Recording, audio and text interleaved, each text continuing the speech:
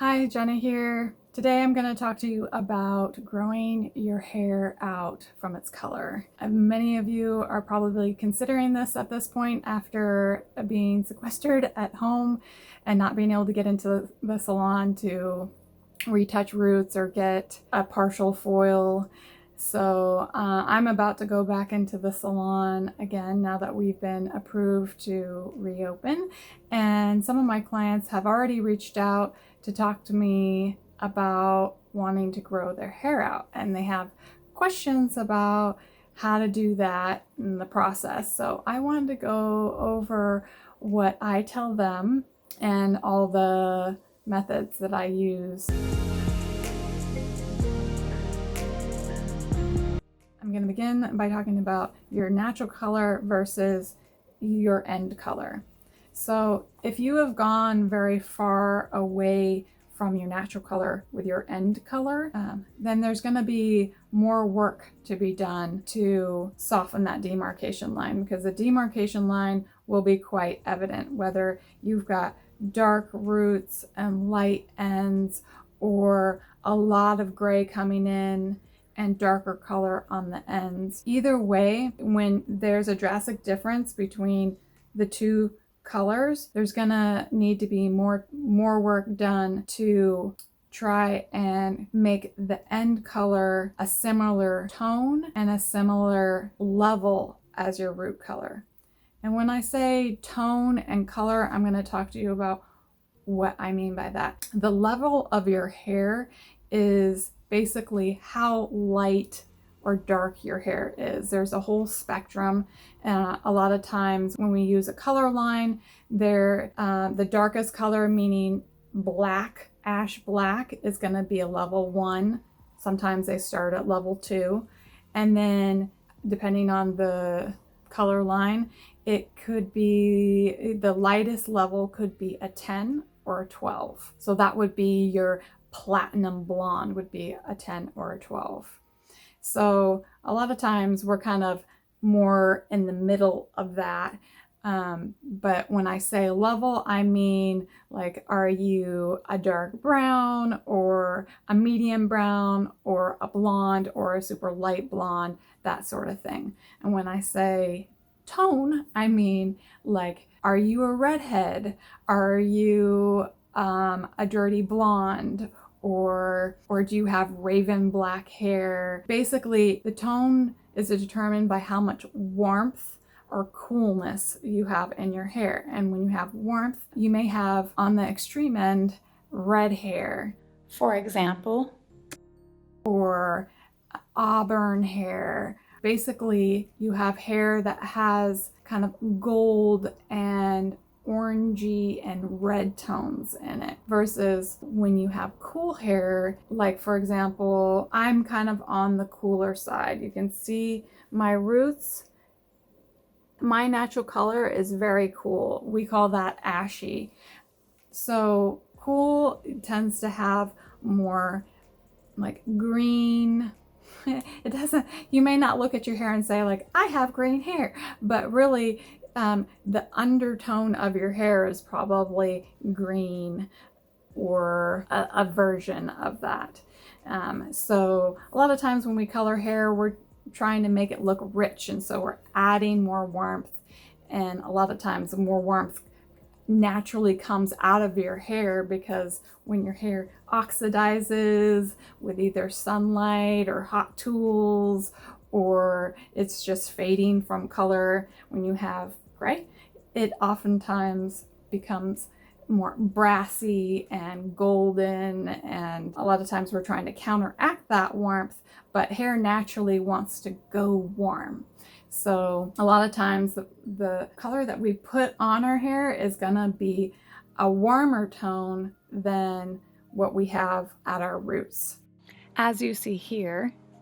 So if your roots are a very cool tone and your ends are very warm, that can highlight your demarcation line. And also, if your roots are very dark and your ends are very light, or vice versa, then that can highlight your demarcation line, like you see here in this photo. So the goal with transitioning you into your natural color is to blur that demarcation line as much as possible, and doing that by making your end color both have a closer tone and value to your root color. I hope that clarifies that. So I'm going to go into the different options that you have, all the things that you need to consider when making your choice of the method that you want to use, or the method that you want your stylist to use. So there's always the option of cutting your hair short and cutting out as much of the color as possible, but many people don't want to cut their hair into a pixie in order to grow their natural color out. So the longer your hair is, often the longer it's going to take for you to grow color out. Obviously that's different if you have like an ombre color where you have most of your color on the ends of your hair. In that case, you would probably end up cutting those out a lot quicker. But whether your hair is short or a bob or long, that will all determine how long it takes for you to grow your color out. And when you're cutting off a lot of the color, you may not cut off all of it. So usually what gets cut off first in a short haircut are the sides, especially around the ear, and the back hairline. Usually the last of what gets cut out is the top portion, or the crown portion, because a lot of times that area is left longer to weigh down cowlicks and to have just more on top. So what you're left with is quite a bit of your natural around the sides and the back, and then still a little bit of color just on the ends on the top portion. Whereas when your hair is longer, what gets cut out first is the underneath, the part that you don't really see. So that gets cut out. And pretty much all this gets cut out the soonest, and then you have the surface hair, and depending on how many layers you have, will be cut out after that. So now I'm going to go over the different options that you have. So if you have roots that are very much different than your end color, i.e. your roots are either very gray and your end color is dark, or your roots are very dark and your end color is light, you are going to have either option one, cut your hair very short, or option two, you can get highlights and lowlights to blend the demarcation line, and then a very cool glossing tone put on top of all of that to make them look more ashy and more like a gray tone. So when I say highlights, I mean usually highlights are associated with blonde or light pieces that are lighter than your base level. So, and when we do the highlights, we want to make them as light as possible. We're basically trying to mimic gray. So in order to mimic gray, we've got to lighten them all the way to level 12, the lightest that we can go. And then we have to tone them with usually a very cool toner, i.e. a purple toner, to make them look like gray. The stylist can strategically put more highlights where you have more gray. So you don't just want to have regular highlights put in where they're kind of evenly spaced apart. You want to have highlights concentrated on where your gray is coming in the most. So a lot of times gray isn't coming in evenly, it's coming in kind of in patches. So where you have patches of that white, you're going to want to have more highlights put in that area. And where you don't have the gray, you may want some low lights put in that area. And so when I say low light, I mean a color that's either the same as the level of your root color or darker than the level of your root color. So if you have black hair and you have gray, you'll want to have super blonde highlights, hopefully very fine highlights, put in where your gray is coming in the most, and then you'll want to have a black put in for lowlights. So when we put in lowlights when your hair is growing out, we're going to only put it on the ends of your hair where there's color. We don't want to touch your root color because that'll just kind of set you back from your grow out.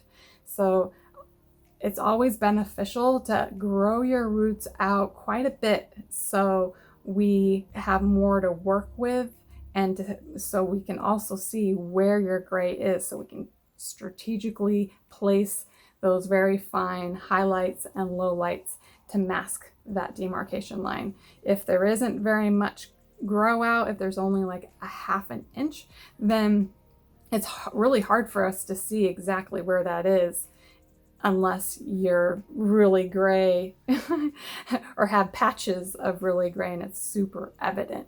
So I know it's hard, but if you can go longer than you normally would before you get your hair colored, then that just makes the stylist be able to give you more of the color that's going to blend that demarcation line.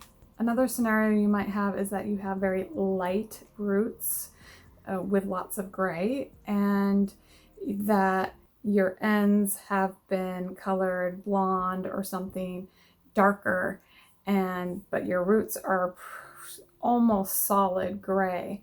And so the options with that is that you could do a very tight foil, or you can do an all over bleach and tone. With those two options, I always will lean towards the option with the highlights because you're not coloring all the hair, which saves the condition of your hair.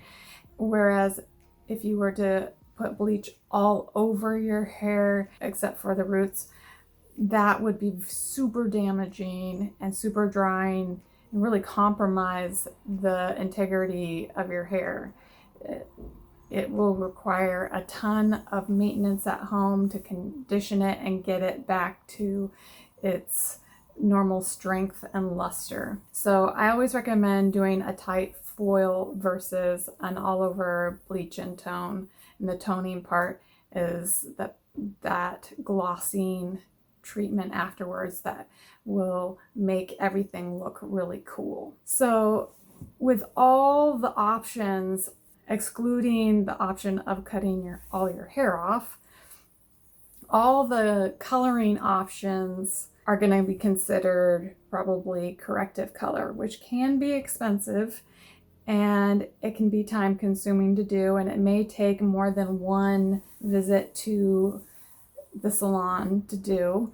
Overall, it will be a more graceful, less awkward transition from your prior extreme demarcation line to a more blended demarcation line look. And the slower you can make the transition, meaning that you don't expect it to happen all in one service, the more gentle it's going to be on your hair. The more highlights the more processing we do on the ends of your hair, the more damage is going to be created, and that gives more opportunity for breakage and frizz and just the overall unpretty things that come out of unhealthy hair.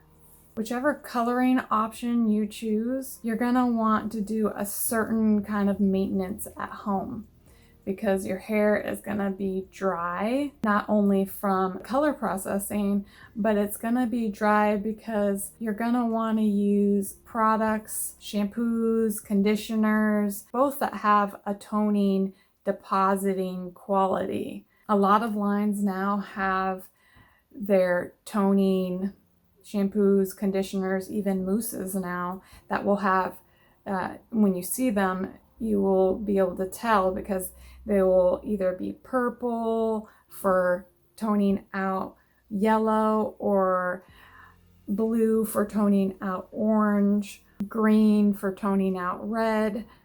Those are all considered toning either shampoos or conditioners. And conditioners are really what do the most work for you. A shampoo, because it has surfactants, the cleaning property of it isn't going to deposit very much color. So your biggest bang for your buck is really to have the pigmented infused conditioner.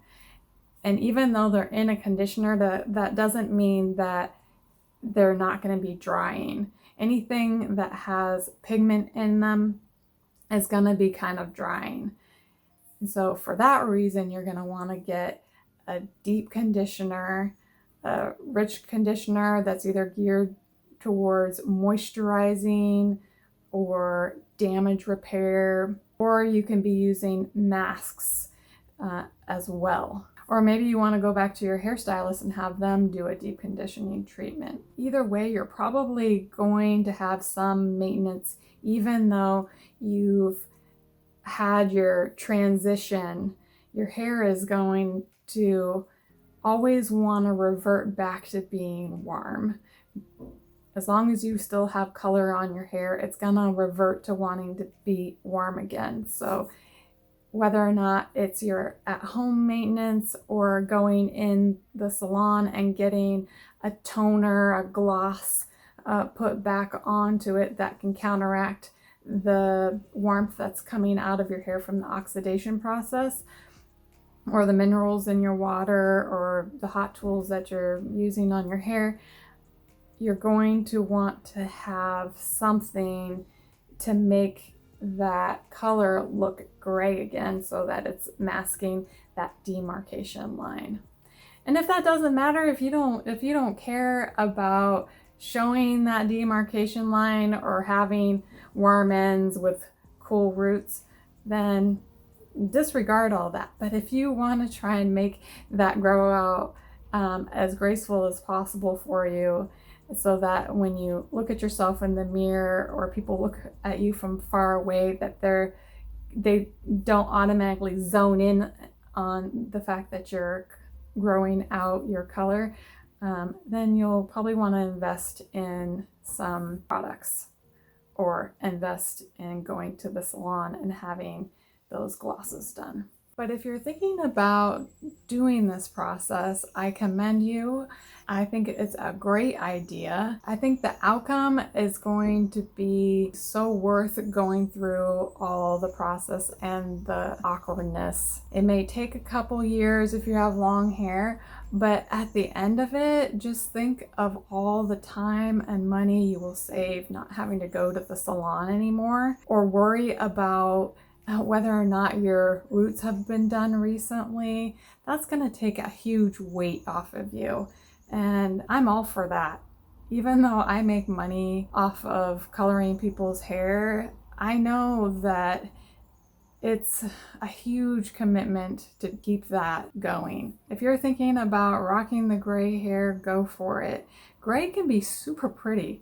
I've seen tons of people with natural gray hair where it's beautiful. It makes their skin look tan and glowing, and it makes their hair look shinier than it did when they were coloring it. And although it could change what colors look good on you, I think that change can be fun. I mean, it's an opportunity for a makeover and to find a new you that could be wearing different colors, either in your makeup or in your clothing. And there is something to be said about feeling authentic. I think this comes up a lot with my clients. And one of the big reasons why they want to quit coloring their hair is that they no longer feel like they can hide the fact that they're of an age where they have gray hair. I mean, it's one thing if you're in your 20s and you're coloring your hair to cover early onset gray, but it's another thing when you're getting up beyond your 40s and you're having to fight so hard to mask that gray that's coming in. When it does come in and it's pretty evident, I think it's hard not to feel like we want to hide a part of ourselves. We want to hide those grays. We all want to look natural, I think, And a lot of coloring is an attempt to go back in time to we had a certain hair color. At some point, it's just no longer feasible